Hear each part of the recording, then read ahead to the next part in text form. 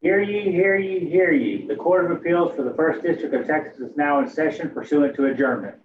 God save the Constitution and this honorable court. And now is where I say, please be seated. However, as everyone is seated, we'll move on to the next step.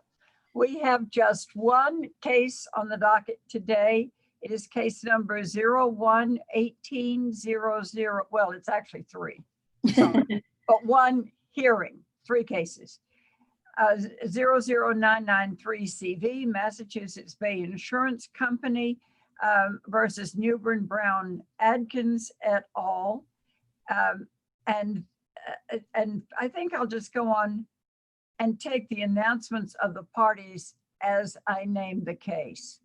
So I see that we have Dawn Hansen for the appellant and John Werner for the appellee. And I just want to be sure that I'm right on this, but as I understand it, Ms. Hansen, you're going to take 10 minutes and reserve 5? I think it was 12 and 3, Your Honor. Well, it's a good thing I checked it. I thought that was the other one. All righty. Yep, I had it backwards. Thank you very much. So we'll start with you after we get the announcements for the other two, which I'll take at the same time. So let me name those into the record here. That would be 01-18-01064 CV, Larry Adkins, a personal representative of the estate of Newburn Brown Adkins et al. Versus Lincoln Electric Company et al. And 01-18-01071 CV, Dorothy Wilson as personal representative for the estate of Arlie Richard Abel et al. Versus Lincoln Electric. And I understand that there will be just one attorney speaking for the appellants and one attorney speaking for the appellees, and that Mr. Werner will speak for the appellants and Mr. Frankel for the appellees. And this one must be the 12 minutes and then 5 minutes. Is that right? Or is there something we need to correct here? I thought I had 20, Your Honor, and I was hoping to split it 15 and 5. You're absolutely right. You're absolutely right. It's 15 and 5. You have 20 because you have 2 cases to present. So sorry about that. Thanks for the correction. I was definitely going to put it down wrong. So Ms. Hansen, whenever you're ready, we're ready. And Great. You have 12 minutes. All right. May it please the court, I am Dawn Wolfel Hansen, counsel for NBIC, named as fictitious party Hanover Insurance Group on behalf of Massachusetts Bay Insurance Company, which I will refer to as NBIC. NBIC is an appellee in the Abel appeal, for which Mr. Frankel will provide argument on behalf of all appellees, including NBIC. NBIC is also an appellant in the NBIC appeal, and this court has kindly allowed NBIC time to address the waiver issue of this interlocutory appeal pursuant to Rule 51.014A7 of the Texas Civil Practice and Remedies Code from the MDL court's denial of NBIC's special appearance. So there's no confusion as to the parties here. I will refer to the appellees in the NBIC appeal as Atkins. This court will definitely hear a detailed discussion of this case from counsel in the other appeals. However, only a few background facts are necessary for the question presented to this court. Both sides to this appeal agree on some of the necessary facts as to whether NBIC complied with Rule 120A of the Texas Rule of Civil Procedure, which is also known as the due order of pleading rule. The parties agree that a notice of transfer was filed in the Jefferson court. Upon the filing of the notice, the case was immediately transferred to the MDL court pursuant to Rule 13. After transfer, NBIC filed a pleading, actually special exceptions, pleaded the jurisdiction, and an answer with the Jefferson court, which I will refer to as the Jefferson answer. The initial pleading by NBIC in the MDL court was a special appearance. The MDL court denied NBIC's special appearance on the grounds that it violated the due order of pleadings rule set forth in Rule 120A. In addition, Atkins does not contest the lack of general and specific personal jurisdiction over MBIC on appeal. Thus, the only contested issue as to the special appearance is whether the Jefferson answer is of no legal effect, a nullity. In overview, on appeal, MBIC contends that it didn't waive its ability to file a special appearance because the answer filed by, because the answer filed by MBIC in the Jefferson case was filed after the case was transferred to the MDL and is of no legal effect. Since the initial filing by MBIC in the MDL court was a special appearance, MBIC complied with Rule 120A. Rule 13 of the Texas Rules of Judicial Wait a minute, before you go on, you say that it was, that the answer was filed after the transfer, which was immediate upon the first, the filing the pleading and then filing the transfer. It didn't give you time to answer. It sounds like didn't give the other side time to answer. They answered after it was transferred. So I would like to know the authority for saying that the Jefferson County Court was deprived of jurisdiction by the transfer motion, that it just didn't even really rest there. You filed the petition and then immediately moved to transfer. Well, no, in my case, the notice of transfer was filed by another party, and then I filed a pleading. Yeah, I filed a pleading right. after it was transferred. But my question actually remains really, which is, how was the Jefferson Court completely deprived of jurisdiction by the transfer, or did it still have residual jurisdiction to receive that filing, that answer? Okay. We look to Rule 13 of the Texas Rules of Judicial Administration, which is tab 7 to MBIC's appellant brief, and that provides guidance as to what happens after transfer. So as we already mentioned, it's all, as soon as the transfer notice is filed, it's immediately sent to the MDL court. The court, according to Rule 13, has exclusive jurisdiction over the case. It provides that the MDL court has authority to decide in place of the Jefferson court. This is 13.6B of Rule 13. Provides that the MDL court has the authority to decide in place of the Jefferson court all pre-trial matters, including jurisdiction. The MDL courts has exclusive authority over the case pending on its docket. It's indefinite until it's either resolved or sent back to the Jefferson court.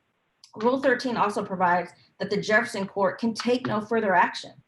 Thus, the Jefferson court could not act upon the special exceptions or pleaded the jurisdiction filed by the MBIC in the Jefferson court. In fact, Atkins admitted that an action taken by the Jefferson court after transfer would be void. At the initial hearing in front of Judge Davidson of the MDL court, counsel for Atkins stated, "Yes, Your Honor, I think the court has it correct. The first question is whether or not this is something that is within the jurisdiction of the MDL court. There's absolutely no argument that the courts of Orange County or Jefferson County have jurisdiction to hear every single motion they want to have heard in special appearance, whatever it might be." To which Judge Davidson responded, "Right now they don't. Once a case is tagged until it is remanded, any action taken by that court, in this case the Jefferson court, is void." To which counsel for Atkins affirmatively responded, "I agree, Your Honor." Judge Davidson further clarified by asking, "So at the present time, the Jefferson court, doesn't have jurisdiction, correct?" To which counsel for Atkins responded, "Today, correct." And that's at Reporter's Record 5 through 6. It's also on page 16 of MBIC's reply brief. In the end, the MDL court concluded that it had subject matter jurisdiction for the special appearances.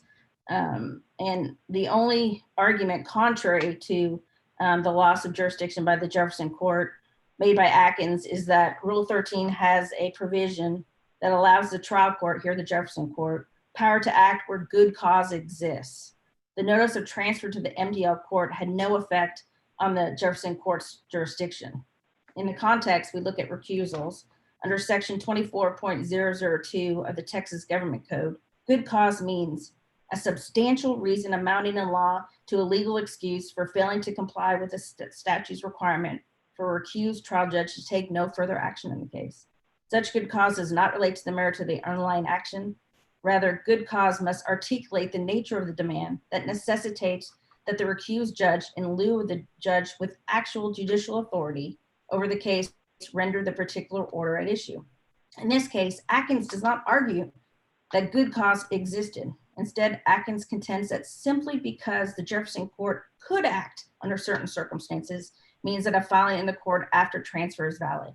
The inclusion of the good cause provision in Rule 13 cannot in any way be construed to confer the Jefferson Court with continuing jurisdiction over the action once it's transferred to the MDL court.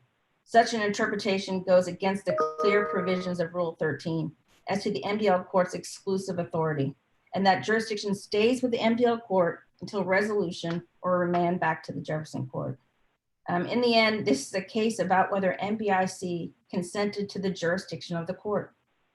Since this case was transferred to the MDL immediately upon the filing of the notice of transfer, which was before the Jefferson answer was filed, MBIC did not waive its right to challenge personal jurisdiction. The mere filing of the Jefferson answer did not in any way recognize the case was properly pending before the MDL court. Instead, the initial pleading in the MDL court was a special appearance. What is the point of a special appearance? And what is the point of jurisdiction? It's not jurisdiction of a particular court, say the 11th District Court or the 113th District Court. The issue is, does a court in Texas have jurisdiction, the power to act, the power to adjudicate? So where in your argument does anything point out that a Texas court does not have power to adjudicate it? I think, like I said, in Rule 13, when it wants to transfer, everything goes to the MDL court, and the Jefferson Court could not act. Is that a venue issue or is that a jurisdictional issue? I think it's when so to me, it's as if that court could act. If MBIC is consenting to their jurisdiction, then that court should be able to act on whatever was filed in the court. So I think it's a jurisdictional question. But what about state court jurisdiction? Is there anything saying that a Texas state court, I mean, that's the point of a special appearance. Right. We're discussing the viability of the special appearance. Right. The viability of MBIC's contention that a Texas state court cannot act to adjudicate this dispute. So why does it matter which particular court something is filed in, which particular court the due order of pleading occurs in, when the issue is whether a Texas court can adjudicate it? Yeah, I understand your question. And I guess, MBIC's position would be that it's a nullity. It's as if it didn't exist. I mean, it's like I filed it and MBIC filed it and the case is gone, and then it's a nullity. So I think that, once the case is transferred and that court no longer has jurisdiction, MBIC couldn't consent to that. But the originating court still has jurisdiction, still has some power to act. It's not a plenary jurisdiction, but it is a jurisdiction.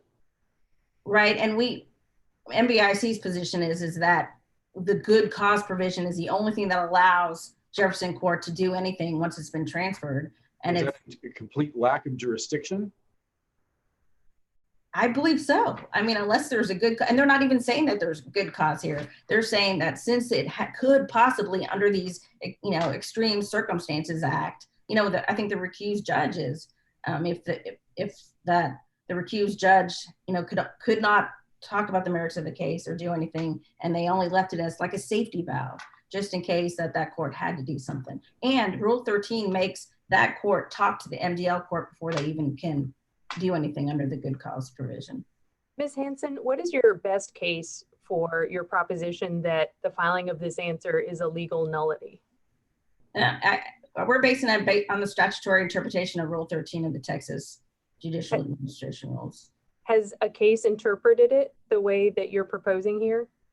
I think we have one. I'll look, when my time's up, I'll look. I think we did cite something for if it's filed after the jurisdiction's lost, it's as if it never was filed before. So I believe we do have one case that we cited in our reply brief.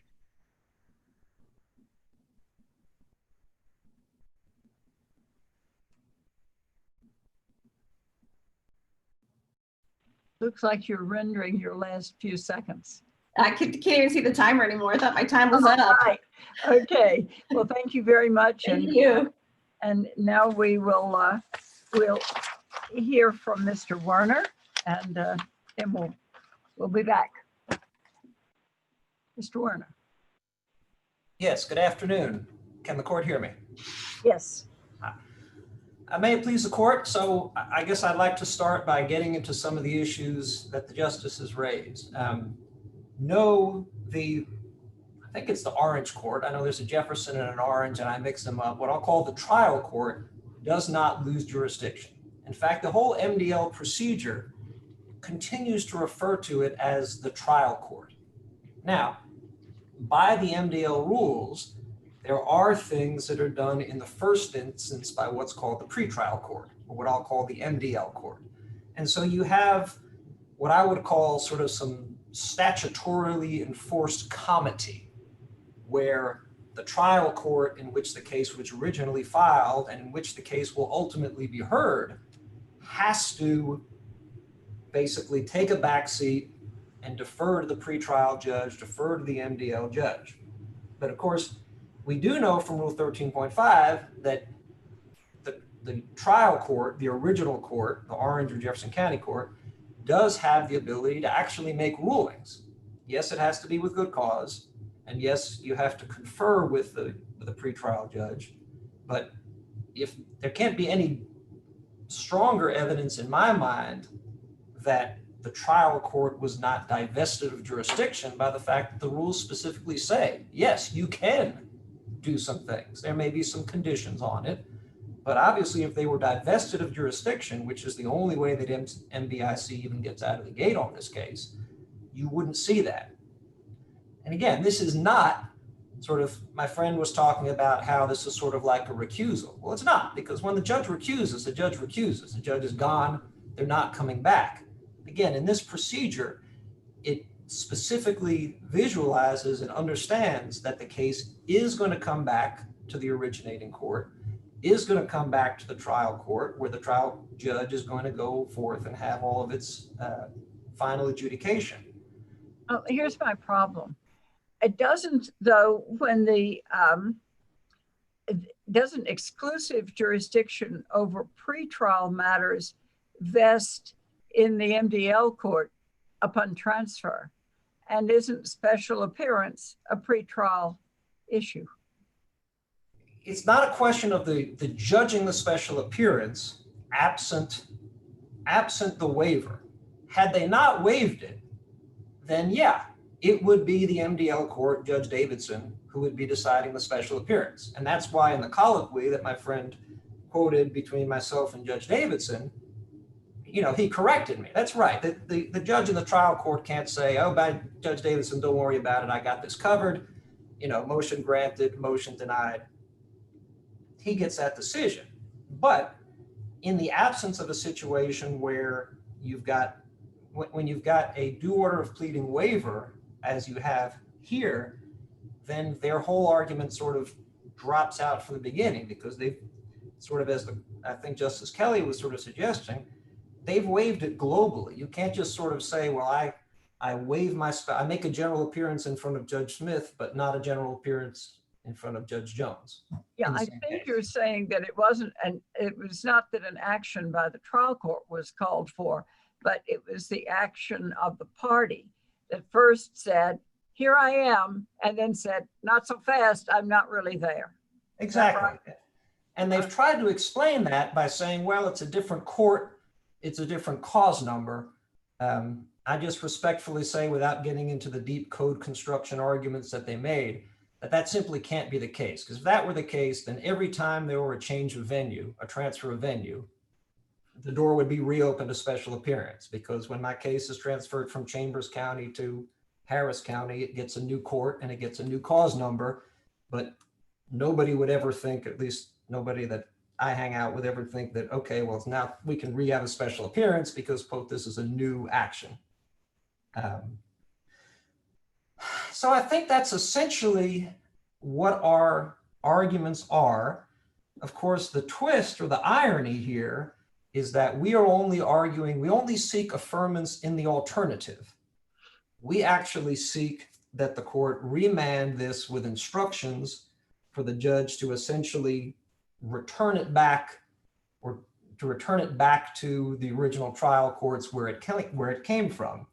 Because it's our position, and this will come through in the following case as well, is that the matter was never properly before the MDL judge in the first place, on two separate reasons, which I can get into in great detail. But before we get into the merits, an issue that needs to be addressed is the case of Trends versus Peter Paul and Rusk versus Black. As we sit here right now, this case is before you all on their 51.014 interlocutory appeal of the denial of their special appearance. We prevailed, so to speak, below, so we don't have an interlocutory appeal. They're the ones who have it. In Trends versus Peter Paul, which the first court decided in 2012 that basically if the interlocutory appeal is on a certain issue, a certain substantive issue, that didn't open the door for the court of appeal to ask themselves about whether there was jurisdiction or subject matter jurisdiction or more general issues about why they shouldn't hear the case, why they shouldn't even get to the point. Ironically, Trends versus Peter Paul was decided on August 9th of 2012. 3 weeks later, the Texas Supreme Court decided the case of Rusk versus Black, 392 Southwest 3rd, 88. That case had been argued about 10 months earlier. And essentially in the Rusk case, the Supreme Court, while it did not specifically mention Trends versus Peter Paul, I will uninvitedly speculate that just because it came out 3 weeks earlier and probably hadn't popped up on anybody's radar screen at that point. But they basically said no, that wasn't the proper reading, and the courts of appeals that had read that way read it improperly, that 51014, it opens doors to litigants to make an appeal in a situation where they otherwise wouldn't be able to, but it doesn't close any doors to the Court of Appeals. It doesn't tell the Court of Appeals or the Supreme Court, you can't ask yourself what's always the number one fundamental question is there jurisdiction for this matter to be decided, or is this a situation where it's going to be an advisory opinion and thus unconstitutional? And the Texas Supreme Court said very clearly that no, if there is a jurisdictional issue that exists before you can even get to the merits of the interlocutory appeal, that the Court of Appeals can and should simply address that as the first issue and not even bother to do it. So we're in a somewhat unusual situation here, which is that ultimately the relief that we seek is that we hope to be able to convince the panel that we're correct on the, what I'll call the Abel Atkins appeal, the one that's going to be heard afterwards. Under that reasoning, if we're correct on that, then it all gets basically unwound, including even this, not only the piece that we lost, where the special appearance was granted, but the piece that we won.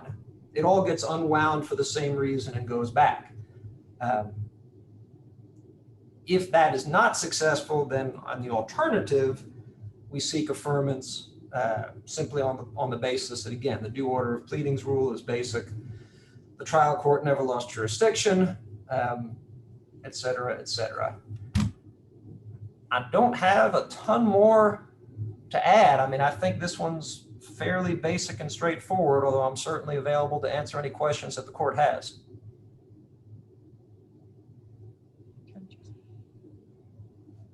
Well, I guess that's it. So we will hear again from Ms. Hanson, and thank you. Thank you.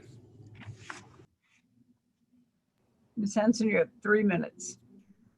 Yes, and unfortunately the clock is not showing up on my my screen. So I guess I'm going to first address all the new issues that were brought up as to the subject matter jurisdiction.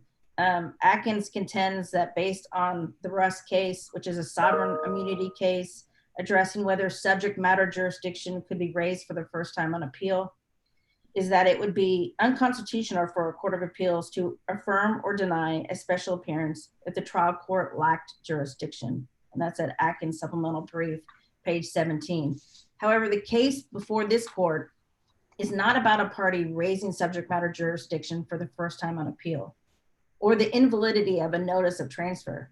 Instead, whether the MDL court had subject matter jurisdiction was presented to and ruled upon by the MDL court.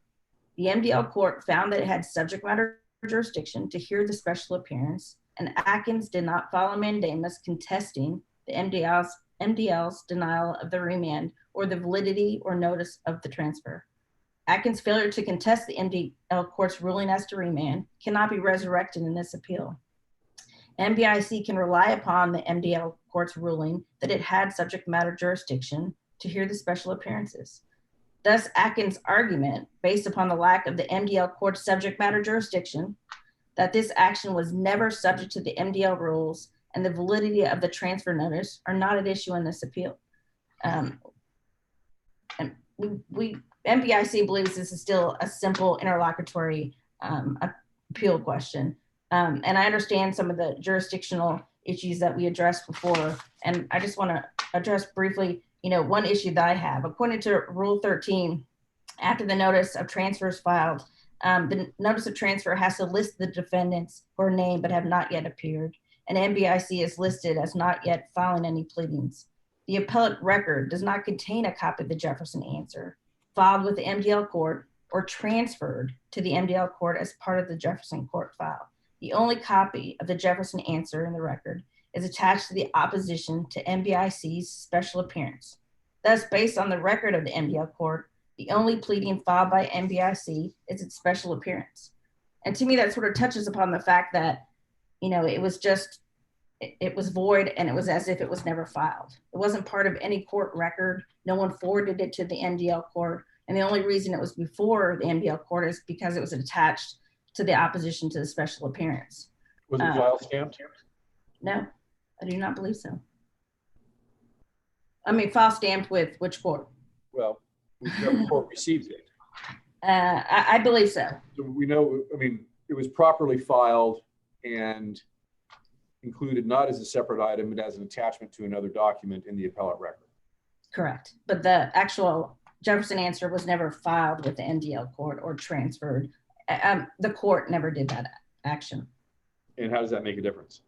I guess it goes back to the fact that, I think one of the justices said, you kind of put your head in there and said, oh, never mind. I think that lends itself to the argument that, once it was transferred, that court no longer had jurisdiction until it was either resolved by the MDL court or remanded back. And it doesn't mean if it was never remanded back, that Jefferson court would never have had jurisdiction over the case again.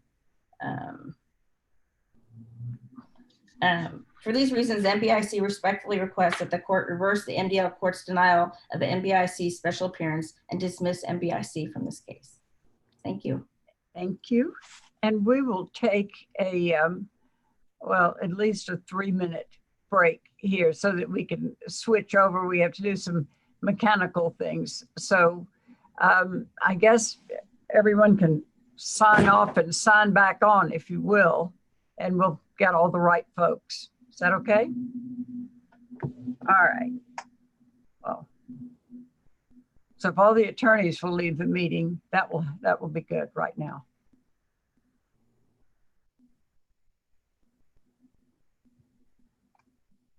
I hope that was right.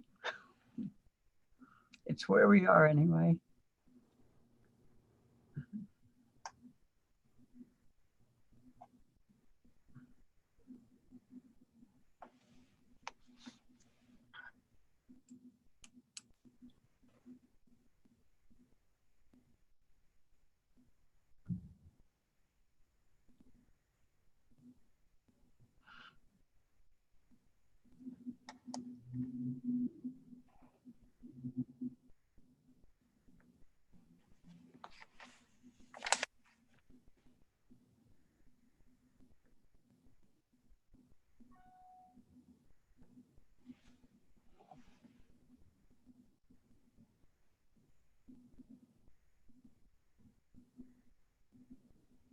I'm so much brighter than everybody else in terms of the lighting. Okay, Mr. Frankel, are you there? You want to join back on? I'm trying to, but I'm getting a message that unable to start video because the host has stopped it. Oh, here we go. Uh-oh. There we are. Okay, thank you.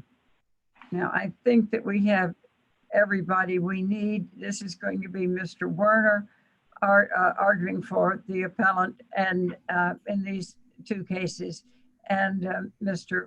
Frankel arguing for the appellee. And it's 15-5. So Mr. Werner, the floor is yours again.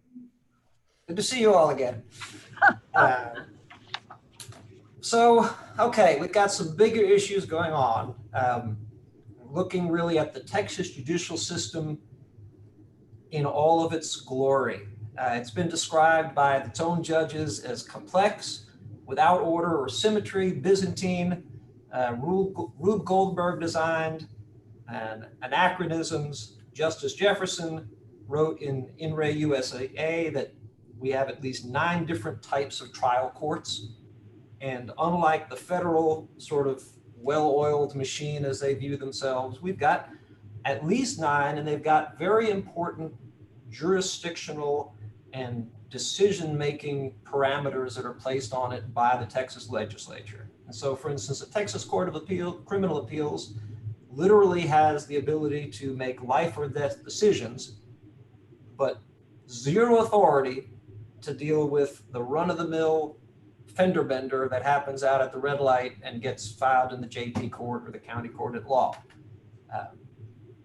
It's been said more times than we can count that a court without the jurisdiction has power to do only one thing, which is to dismiss or to, in this case, remove itself. Because what we've got is, of the 9 different types of trial courts that Justice Jefferson enunciated, he said at least, and he was correct, because the MDL pretrial court is actually a 10th.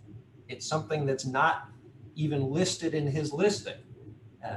The In Re Champion case, Champion Industrial Sales, makes very clear, and I think we all agree, that when the MDL court is acting pursuant to the panel's designation, it's not a court of general jurisdiction. And so, regardless of whether it be a retired judge or an active judge, whatever it be, certainly the MDL judge, the pretrial judge, sits in a district court courtroom, but it doesn't have general jurisdiction at all.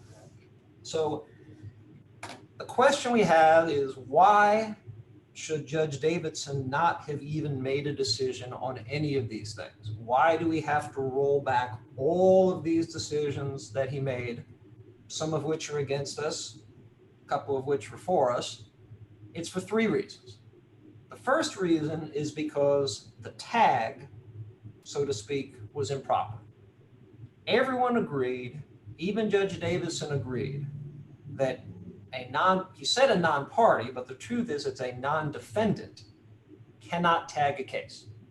You can't have an interloper come in and tag a case. Can an intervener tag a case? Not if the intervener is not a defendant. And this is the point, the distinction between Texas Rule Judicial Administration 13.3a, which says that a party in a case can move for transfer, and arguably an intervener can be a party. But Civil Practice and Remedies Code 90.010 says that a defendant can transfer. The party that tagged, as we just, if I may use a colloquialism, Nationwide Mutual Insurance Company, is not a defendant. It wasn't a defendant to begin with. It's not a defendant now. It's not a party. It is an interloper. It's like the Geico commercial. They interlope. That's what they do. They even tried to interlope into our discussions today and filed a motion, and that was correctly denied. There's no misnomer. This is, it's not, we would say, not a misidentification. It is simply a situation of 2 separate entities. National Indemnity is clearly its own entity. Nationwide Indemnity and the Nationwide Mutual. We see it all the time. There's ExxonMobil Corporation, there's ExxonMobil Oil Company, there's ExxonMobil Pipeline Company, there's ExxonMobil Chemical Company. When you're driving down the highway and you pass one of these ExxonMobil facilities, it could be one, it could be the other, but it's very specifically one. And if we sue ExxonMobil Oil Company, that's the defendant. ExxonMobil Chemical doesn't come in to say, look, we'd rather be sued. We prefer that we be sued. If we, the plaintiffs, get it wrong, we suffer the consequences. I mean, if we end up getting a judgment against somebody, or I guess we wouldn't get a judgment, if they end up getting dismissed on the merits someday, nationwide indemnity, because they're really not liable, okay, that's on us. On the other hand, and I'll put this on the record for Craddock purposes, once everything gets rewound and gets sent back to the trial court, we intend to file a motion for default judgment against nationwide indemnity, the true defendant. We haven't done so far because we'd be sort of stepping into the mud, because obviously we can't be saying that the MDL court shouldn't be doing anything, but yeah, they should grant our default judgment. That's not going to work. So we have to be consistent. We have to go back. But ultimately, we're either going to get a useless default judgment against an entity that isn't liable, or what I expect is going to happen is they're going to answer and we're going to finally join issue. So because it was tagged by a non-entity, and I would ask the court, as I'm sure the court has, to read carefully the colloquy between Judge Davidson, counsel for Nationwide, and myself. There were no admissions, there were no concessions. He somehow got in his mind that if the word Wausau appeared in the petition, that any company could come in and say, well, we're removing on Wausau's behalf. And then the court asked me, is that what it says in the petition? And that is exactly what it says in the petition. But that's not the party that tagged the case or removed the case. So the first— What is the relationship between Nationwide Mutual and Nationwide Indemnity? One is a subsidiary of the other. I apologize for not knowing offhand, but they're clearly separate entities. One is clearly a subsidiary of the other. And again, it's like ExxonMobil Corporation and ExxonMobil Oil Corporation. They're two separate. One owns the other. But neither one, again— Is there a functional difference from your perspective? Is there a functional difference between the two for ultimate resolution of this dispute, this lawsuit? Well, of course there is. I mean, if we proceed on the merits against what I'll call the wrong company, they're going to stand in, they're going to claim misidentification, they're going to say we lose, and that's it, we're out. Now you have them both in. Excuse me? Now you have them both in, right? No, I'd say at this point, we only have one defendant, one who's in. I mean, this, again, Nationwide, the tag Nationwide Mutual, we haven't sued them. So. Right. Well, assuming for these discussion purposes, the Nationwide Mutual, by virtue of filing an answer and appearing, has a torn to the jurisdiction and is an intervention defendant. Now you have both Mutual and Indemnity in as defendants. Well, we respectfully don't think that's how it is. If that's the case, then we go to the second issue, which is another whole separate reason, forgetting about who made the tag. Let's assume that the proper defendant made a tag. Civil Practice Remedies Code 90.010A3 makes a very important distinction between the cases that can be tagged and the cases that can't. Back in 2000, the early 2000s, I was young enough to actually try a case or two, help try a case or two back in 96, 97, 98. What was happening was there were a lot of non-malignant cases coming through. The ratio of malignant cases to non-malignant cases became, it changed a lot. Let's focus on the text of 90.010A3. So that applies if the action was filed before September 1, 2003, which this action was, and the exposed person has been diagnosed with malignant mesothelioma, other malignant asbestos-related cancer, or malignant silica-related cancer. Is that the provision that you're relying on? Yes, sir. Okay, so it's easy enough to establish that the action was filed before September 1, 2003. How do you establish that the exposed person has been diagnosed? Well, we did. In this particular case, we supplied the court first time around with medical, literally hundreds, if not thousands of pages of the medical that went with each of these people to establish that they each had what I will call just generally a malignancy. Now, as it turns out, let's talk about those pages, right? Okay. They had potentially hundreds of pages for each one of the separate plaintiffs, correct? I don't think that's the case. I think it was a few pages per plaintiff, but it added up to hundreds. All right.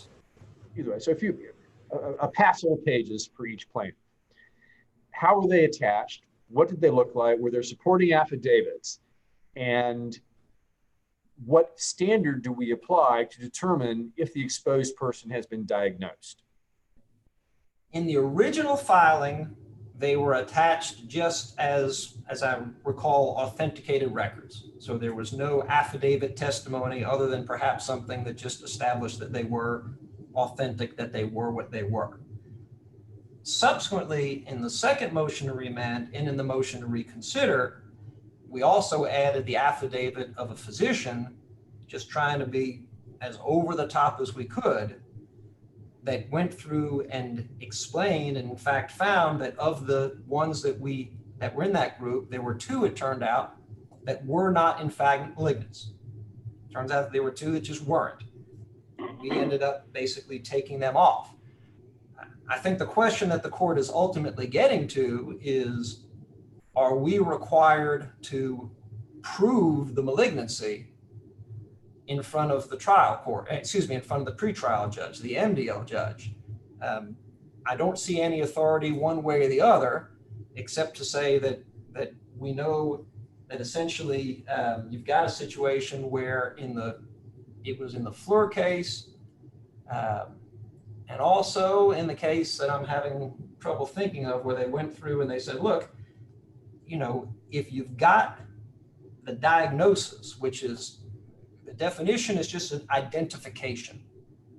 You don't have to have a Daubert proof diagnosis. You don't have to have a conclusive thing, because otherwise, as the panel may imagine, you end up trying the merits in front of the pretrial judge, because in an asbestos claim, quite commonly, up through the moment of verdict, the defendants are denying that this was an asbestos-related malignancy. Sometimes they're denying that it was a malignancy at all.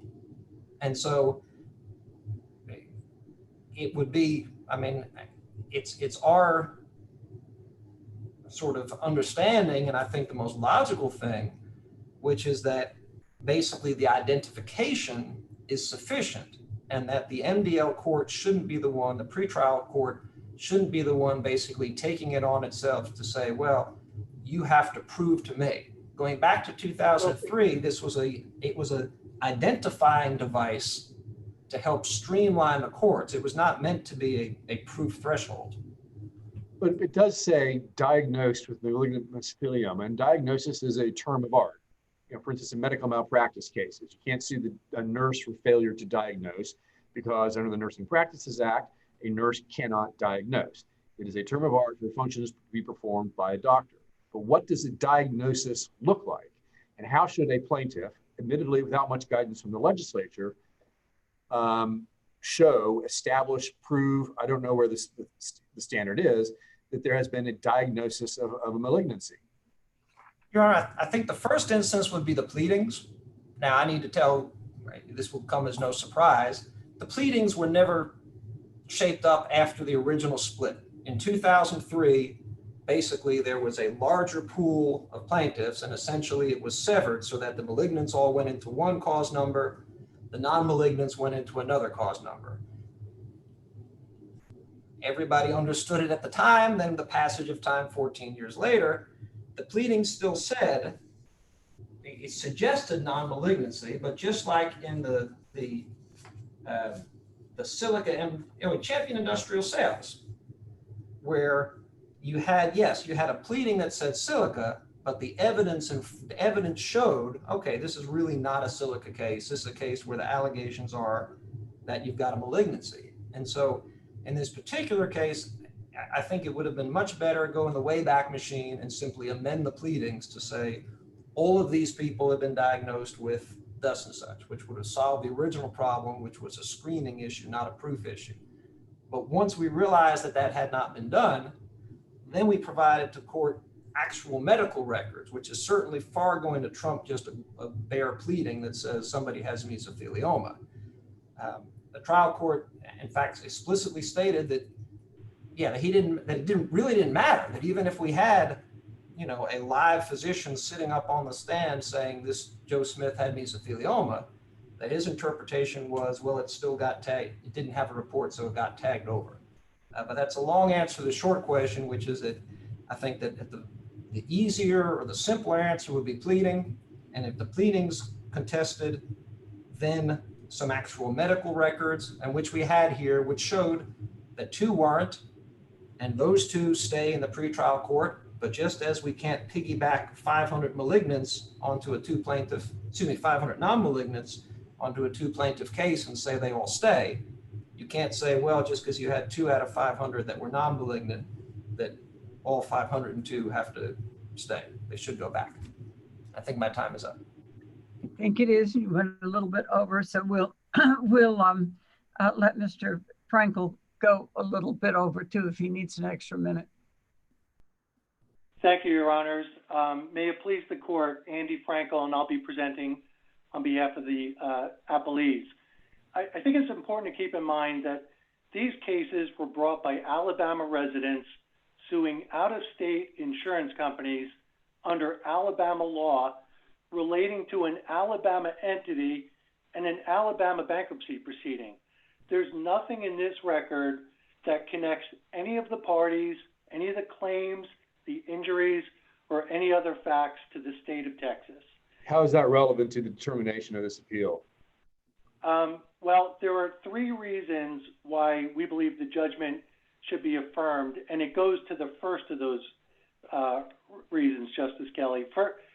And that is that there's a really curious thing about this appeal, which is that the appellants haven't challenged the personal jurisdiction ruling. And for reasons I'd like to get to in a moment after I just summarize the other bases for affirmance, that's really the simplest answer here. It's fatal to these appeals because the ruling on the special appearances was an independent basis to support the judgment, given that Judge Davidson wasn't required to rule on the remand motions or get into the tag issues or the Chapter 90 issues before deciding personal jurisdiction. Second, the jurisdictional ruling is not void for the reasons that Nationwide Mutual signed the transfer notice. Nationwide Mutual was a party when it transferred the case. After it answered, it's in the best position to know whether Nationwide Mutual was the proper party to appear on behalf of Wausau Insurance, because that's what doesn't a plaintiff have the right to choose who it sues and who it doesn't sue? I mean, that's the whole part about the responsible third parties in that they can't get too tricky with it, but they could choose to sue Nationwide Mutual instead of Nationwide Indemnity, and if they choose the wrong one, they're stuck, as Mr. Werner pointed out, they're stuck with the bad choice. That's absolutely right, Your Honor. There's no dispute there, but let's be clear, the petitions here, and I'd like to circle back to this issue, or let me just address it. Might as well just address it now, and then I'll get back to the remand issue.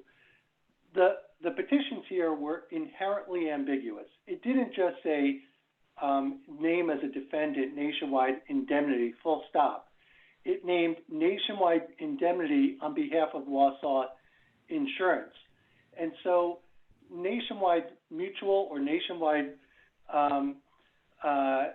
Indemnity had to make a judgment as to who is the proper party to appear on behalf of Wausau Insurance. And so and there was also, in addition to the fact that the pleading on its face said that the plaintiffs wanted to sue the party responsible for Wausau Insurance, there was a whole backstory here with these plaintiffs suing the insurance companies based on their relationship with this company called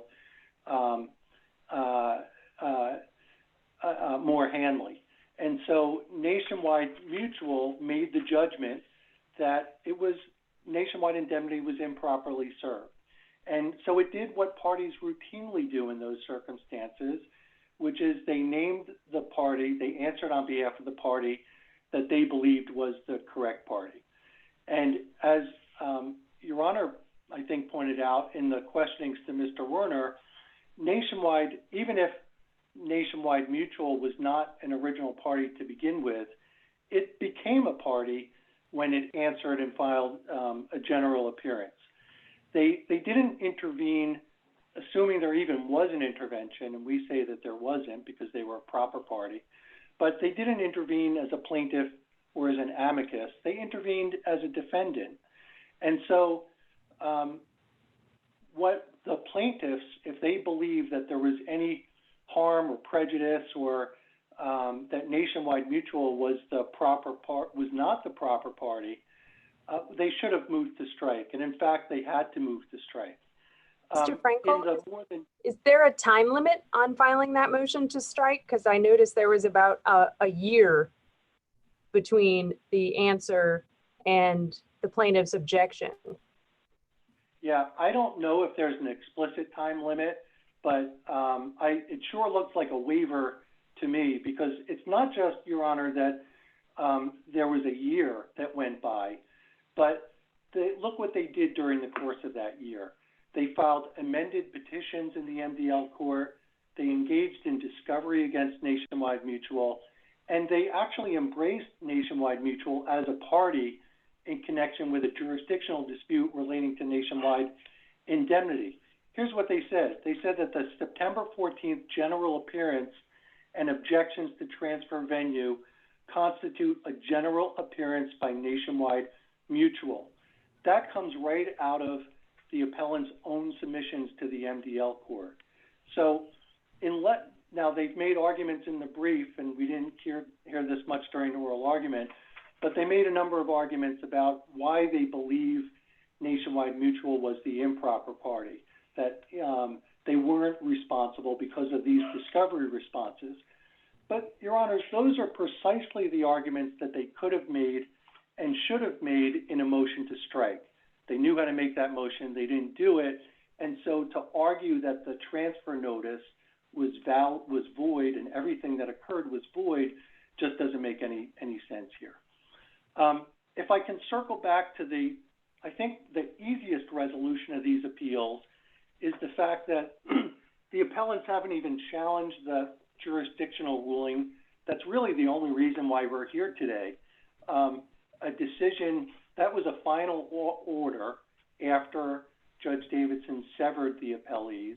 And so a remand decision, granting or denying, isn't subject to appeal. So the only reason we're even in this court is because of the jurisdictional ruling, which they're not even challenging, which at one level is striking, given the procedural posture. On another level, I think it's understandable because of the fact that the Supreme Court and Bristol-Myers and the Texas courts have addressed this precise issue where you have non-resident plaintiffs suing non-resident defendants and trying to take advantage of a Texas forum.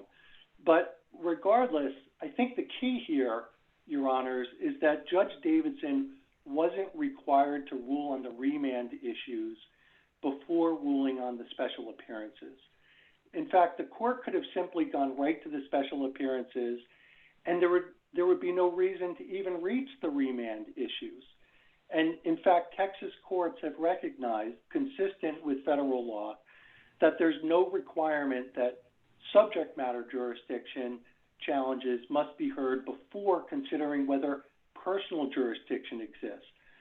What courts can't do if there's no subject matter jurisdiction, is reach the merits and issue decisions on the merits without subject matter jurisdiction. That's all that cases such as Norwood have recognized. But courts can address issues like venue, forum non-convenes, and lack of personal jurisdiction before the subject jurisdiction issue is decided. In fact, this court has specifically recognized that a ruling dismissing for lack of personal jurisdiction is not void or invalid, even if a court later determines there's no subject matter jurisdiction. I refer to the court to the Metropolitan Christian Methodist Episcopal Church case. That's a 2013 Westlaw 1932171. That's a first district decision. And even the cases that the appellants rely on, like In re General Motors, they directly reject this notion that if there's a determination that there's no subject matter jurisdiction, everything that happens is void. And so not only was it within Judge Davidson's discretion to reach the personal jurisdiction before any of the remand issues, as we argued below, Rule 120A specifically required him to do that because that rule in subsection 2 says that any motion challenging personal jurisdiction or venue should be heard before any other plea or pleading. And that includes a motion to remand, and that makes perfect sense, right? If the defendant isn't subject to personal jurisdiction, it doesn't make any sense to drag that party through the rest of the litigation. And finally, look, before I get to the remand issues, because I think the fact that there's no challenge here to what really is an independent basis to affirm is the easiest and most direct and correct result here. But look at the practical consequences of what the appellants are asking this court to do. They're asking the court to remand these cases back to multiple trial courts in Jefferson and Orange County. First of all, any of these appellees can immediately retag the case back to the MDL court to decide this very issue, because there's no, for pre-2003 cases under Judge Davidson's case management order, there's no time limit for that. But even if the cases were to stay in Jefferson and Orange counties, those courts would be faced with the very same issue here, deciding the personal jurisdiction issue under the same pleadings, the same facts, the same legal principles that have already been fully briefed and decided. That's inconsistent, as we pointed out in Rule of Judicial Administration 13.8, which says that generally everything that happens in the pretrial report should be binding when the case goes back to the trial court. And irrespective of Rule 13.8, it just doesn't make any sense from the standpoint of judicial economy. I'd like to focus with the way we did with Mr. Werner on 90.010 A sub 3. Did the plaintiffs establish that they had been diagnosed with malignant mesothelioma, et cetera?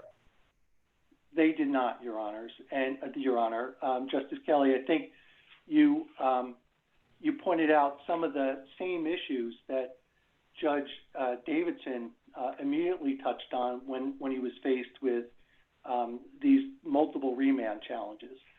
One is the threshold question is, as I think Mr. Werner argued below, what's the standard? Do you just take the plaintiff's lawyer's word for it and the case is automatically out of the MDL? And that can't be the case. That doesn't make any sense. But even beyond that. Well, actually, it's taking the plaintiff's word for it, because it is the plaintiff acting through his lawyer that is making the representation. So it's not we're just like believing plaintiff's lawyers, we're actually believing the party. Fair enough, but the statute requires a diagnosis, Justice Kelly, and a diagnosis under the statute comes from a treating physician, not from the plaintiff's or the plaintiff's attorney. Well, it doesn't say that. I mean, if someone comes in and says, I swear I was diagnosed with malignant meso, is that a diagnosis sufficient for triggering the subsection? We would say it's not, Your Honor. I think. And do we have any authority for that? Well, first I would say I would say that 90.003A1 talks about the type of diagnosis that's required for a malignancy case, and both subsections 8.3 and 90.003A1 refer to persons diagnosed with malignant mesothelioma or other malignant asbestos-related cancer. They use the same terms, and so what that suggests is that the legislature considered how a diagnosis could be satisfactory under Chapter 90, and the standards were laid out in 90.003A1, and it's not particularly onerous. It's, I think the provision says that an acceptable diagnosis for a malignancy is a report by a board-certified physician that the claimant was diagnosed with malignant mesothelioma or other malignant asbestos-related cancer that to a reasonable degree of certainty was caused by exposure to asbestos. That's generally all that's required to do to issue a report, which the plaintiffs acknowledge that they have to submit, but have never done. So it's not a huge leap for Judge Davidson, who is experienced in these issues, to look to 90.003A1 and say, okay, that's at least a standard as to what the plaintiffs have to show here. And let's just be clear about the McShann affidavit and the evidence that was before Judge Davidson when he was asked to make this decision. First of all, the appellants never called any witness. They never called Dr. McShann. They never, to your point, Justice Kelly, they never submitted an affidavit that authenticated any of the, I think it was 13,000 pages of medical records. It's similar to what they've done in this court, Your Honors, which is basically dump tens of thousands of materials, a 4-page hearsay affidavit, and say, our proof is in here somewhere. Well, it's not up to this court, and it wasn't up to Judge Davidson to go hunt through the record to determine that every claimant had a malignant mesothelioma, or a malignancy diagnosis. And the McShann affidavit, even if he did testify or it should have been considered, there's a sufficient basis in this record to determine that not every claimant had a sufficient cancer diagnosis. Nationwide, who isn't here today, they poured through the 13,000 pages of medical records, and they demonstrated and argued to Judge Davidson that there were glaring inaccuracies, that there were things like the fact that Dr. McShann in his 4-page affidavit refers to individuals who he says were diagnosed with a malignancy that were directly refuted by the opinions of the pathologists who were there at the time. Some were based on diagnoses from the 1960s and 1970s with no basis in the medical records to suggest that asbestos was the cause of the malignancy. Some were based on pathology reports by radiologists that courts have recognized infamously were found to have provided fraudulent diagnoses.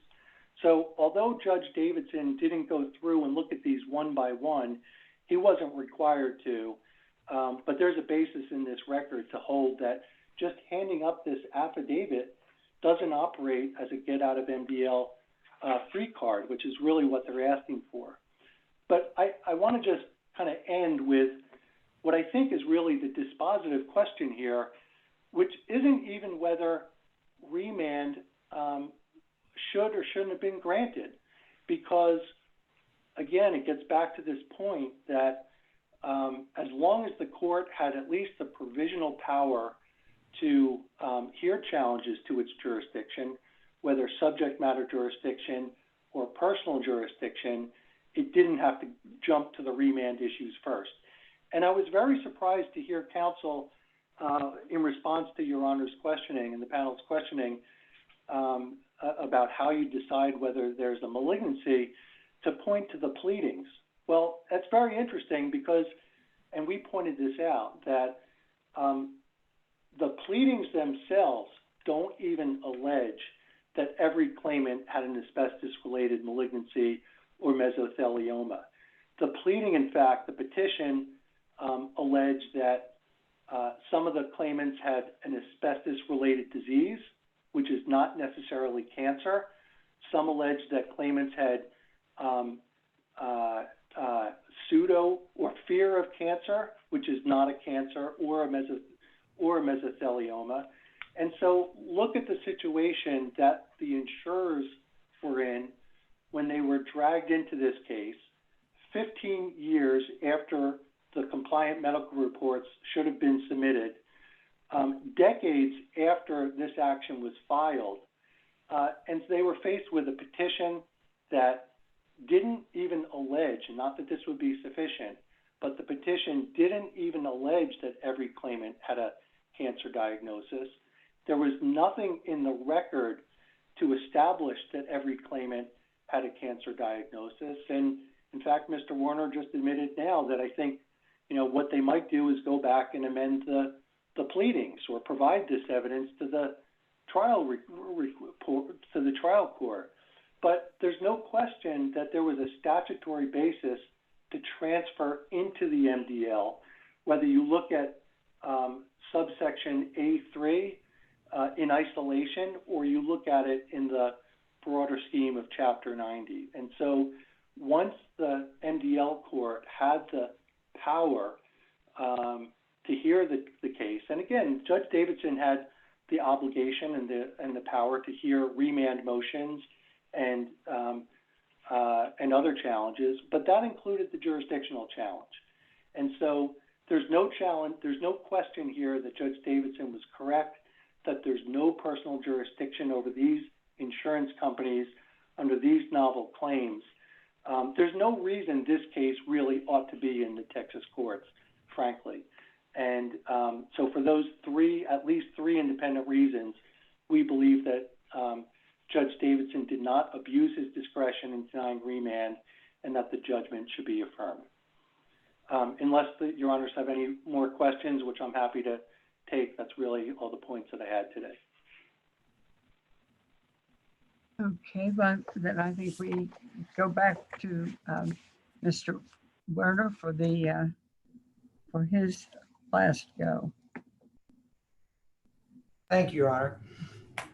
So there's an important distinction to be made that was sort of elided in my friend's presentation. He kept talking about the diagnosis report that's required under 90.003A1. That is a different report than the report under 90.004 that triggers essentially the get out of MDL free sort of, or the get out of MDL thing. You've got two different reports. 90.003A1 is one that goes to a trial court in a situation where the case didn't get or shouldn't get or isn't in the pretrial court. 90.004 is the report that then allows, when they say in section 90.003,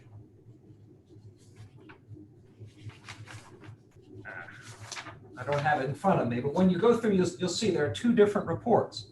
So the question then goes back, I think, to what Justice Kelly. How are the two reports different? Just in the substantive, they go through. I don't have the exact quotations. I mean, they are essentially similar. They're supposed to be reports that essentially establish the bona fides of the claimant, but. Well, basically it looks like one is silica and one is asbestos, right?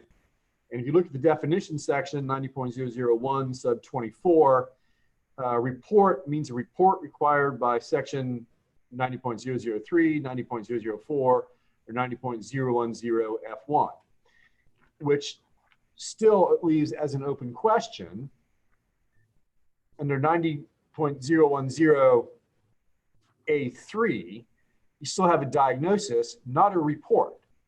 So it's clear that we don't have to file, or that the plaintiff doesn't have to file a report, but they do have to establish or prove or whatever the diagnosis. And where do we look for for authority and how to do that? There's no past authority, and this may be an issue of first impression for the court. We submit that the answer is that it's sufficient what we did. I sympathize with my friend whose client looks at the petition and says, these don't look like asbestotic, malignant plaintiffs. I understand that. But at that point, once we provide the medical, if you listen to what my friend is saying, my friend is suggesting that the only way we could have avoided getting into the pretrial court was to have had, and I'm not being facetious, it would have been a weeks-long hearing to have had medical experts testify as to each one of these people and go through the medical records, which would be precisely against the whole idea of the MDL court, especially as somebody who spent a little time in front of Judge Davidson's court when we've got a whole packed, wall-to-wall lawyers all over the place. This is not a perfect analogy, but, I'm reminded in Chapter 74, we had years and years and years of this sort of trench warfare litigation about expert reports in medical malpractice cases. It just became trench warfare to even get past Chapter 74. And then the Texas Supreme Court, starting in the last few years, I guess since about 2013, has basically in pots and in a series of cases afterwards said, look, don't miss the point. The point of the Chapter 74 report is just to establish that this is not a frivolous case. It's a bona fide claim. It's good. That's all we need to do. Eventually, the defendants will have a chance to test the plaintiff's claims, but let's not get all caught up at the beginning fighting trench warfare. I think the same arguments are here. Well, the problem is that Chapter 74 is more detailed and doesn't just say a diagnosis. And we also, a court now looking at on the acceptability of a Chapter 74 report, we have the benefit of decades of trench warfare about it. But if this is a case of first impression, I'm looking for some authority to determine one way or the other, how does a plaintiff establish that there was a diagnosis of malignancy? And again, the answer is either, I guess the answer is not what my friend suggests. The answer is not that we have to go through every single plaintiff and have a physician testify live and have Daubert challenges to the physician and have the whole 9 yards. That it has to be sort of the good faith type showing. Okay, here are the medical records. Here are the medical records, they show it. And again, you defendants, you can challenge. You have the ability in the trial court to require a 90.0 to require a report. You have the ability to file summary judgment motions, Daubert motions, the whole 9 yards. Just as in the MedMal case, we're not stripping defendants of any rights. We're just at a fork in the road. I'm just looking for authority. And I get, yes, it might be logistically impossible, but the legislature has perhaps in less than clear draftsmanship, put plaintiffs or defendants where they have to make undue showings. But where do we look for authority on how to establish a diagnosis? What analogy can we draw where they've required something like that? Is that a good faith showing even to throw thousands of pages of medical records to the MDL judge? We think it is. The medical records do not always easily sort of, boil down to a single page. And if they were, then I guess, we'd go back and do that. The intent was the intent was to obviously be as thorough, we thought, until the judge said, well, no, even that I'm not interested in, I'm not going to give it any credit rather. Again, the idea that this being simply at the time back in 2003, just a divider. Is this a person who's alleging an asbestos-related injury? Are these malignant cases or are these non-malignant cases? And these are clearly, with the exception of the two, malignant cases. Again, they're going to have their defenses on the merits, but they're saying if we just plead it, well, that's not enough. And if we have medical, well, we don't want it to be too much medical. again, we think it was sufficient to allow the court to make that initial viewing that in Way Fleur, they describe the cases that get tagged, and it said pre-2003, in which trial is not commenced and that do not involve a malignancy. These involve malignancies. They're disputed, but they involve malignancies. Thank you. And I think that wraps us up. So cases number 01-18-00993 CV, Massachusetts Bay Insurance Company versus Newbern Adkins, number 01-18-01064 CV, Larry Adkins, personal representative of the estate of Newbern Brown Adkins, et al. V. Lincoln Electric Company et al. And 01-18-01071 CV, Dorothy Wilson is personal representative for the estate of Arlie Richard Abel et al. Versus Lincoln Electric Company et al. Are submitted. And Thank you, Your Honors.